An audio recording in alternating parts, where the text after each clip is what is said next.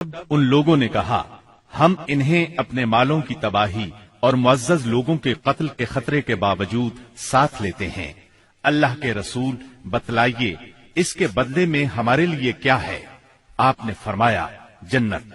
اب لوگوں نے کہا اپنا ہاتھ پھیلائیں۔ آپ نے ہاتھ پھیلا دیا، سب لوگ بیعت کے لیے لپکے، مگر عین اس لمحے آپ کا ہاتھ اسد بن زرارہ رضی اللہ عنہ نے پکڑ لیا اور کہا اہل یثرب ذرا ٹھہرو، ہم آپ کی خدمت میں لمبا سفر کر کے اس یقین کے ساتھ حاضر ہوئے ہیں کہ آپ اللہ کے رسول ہیں۔ آج آپ کو یہاں سے لے جانے کا مطلب ہے سارا عرب ہمارا دشمن ہو جائے گا، ہمیں اپنے سرداروں کا قتل اور تلواروں کے وار برداشت کرنا ہوں گے۔ اب اگر آپ سب لوگ یہ بات برداشت کرنے کے لیے تیار ہیں تو انہیں لے لیں، اس صورت میں آپ کا اجر اللہ کے ہاں ہے، اور اگر آپ لوگوں کو اپنے بارے میں کوئی اندیشہ ہے تو انہیں ابھی چھوڑ دیں، یہ عذر اللہ کے نزدیک زیادہ قابل قبول ہوگا۔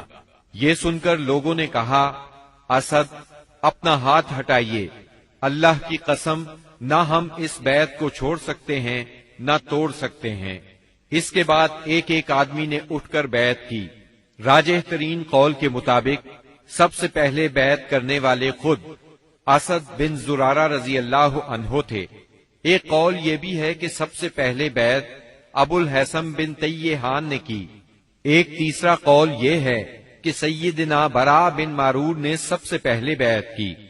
دونوں عورتوں کی بیعت صرف زبان سے ہوئی، ان سے آپ نے مصافحہ نہیں فرمایا، بلکہ فرمایا بس ان کی بیعت ہو گئی، میں عورتوں سے مصافحہ نہیں کرتا۔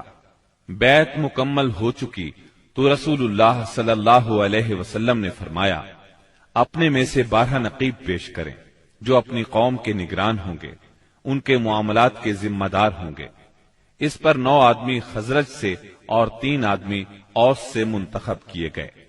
جب ان کا انتخاب ہو چکا تو رسول اللہ صلی اللہ علیہ وسلم نے فرمایا آپ لوگ اپنی قوم کے تمام معاملات کے ذمہ دار ہیں، جس طرح عیسیٰ علیہ السلام کے حواری ان کی طرف سے کفیل ہوئے تھے، اور میں اپنی قوم یعنی مسلمانوں کا کفیل ہوں۔ ان سب نے ایک زبان ہو کر کہا جی ہاں۔ تو یہ تھی دوسری بیعت عقبہ۔ یہ نبی صلی اللہ علیہ وسلم کی زندگی میں اب تک کی سب سے بڑی بیعت تھی۔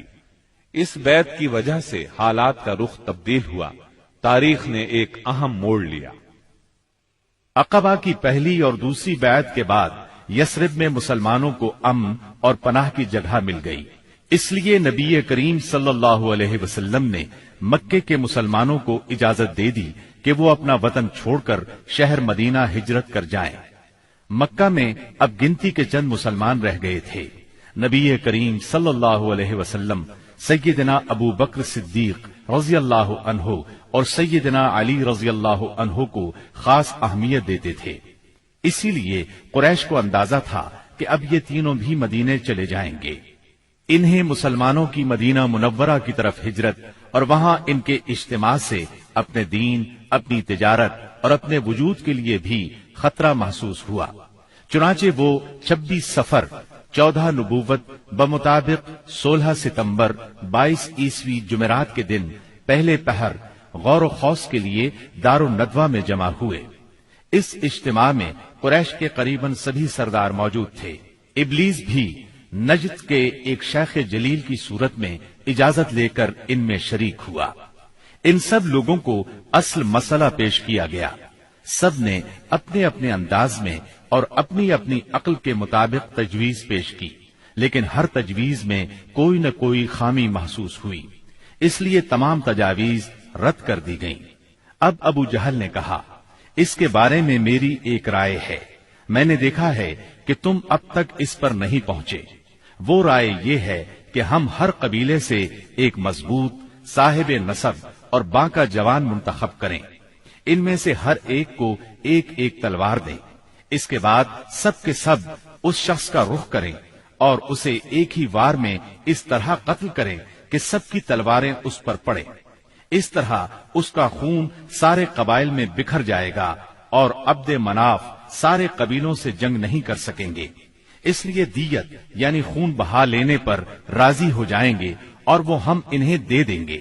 شیخ نجدی یعنی ابلیس نے فوراً کہا، یہ ہوئی بات جو اس جوان نے کہی، رائے ہو تو ایسی، باقی سب بیکار۔ باقی لوگوں نے بھی اس رائے کو منظور کیا اور پھر اس کی تیاری میں لگ گئے۔ ابو جہل کے اس شیطانی منصوبے پر عمل کرنے کے لیے ایک رات سب قبیلوں کے بہادر ہاتھوں میں تلواریں لیے رسول اللہ صلی اللہ علیہ وسلم کے گھر کے چاروں طرف چھپ کر کھڑے ہو گئے۔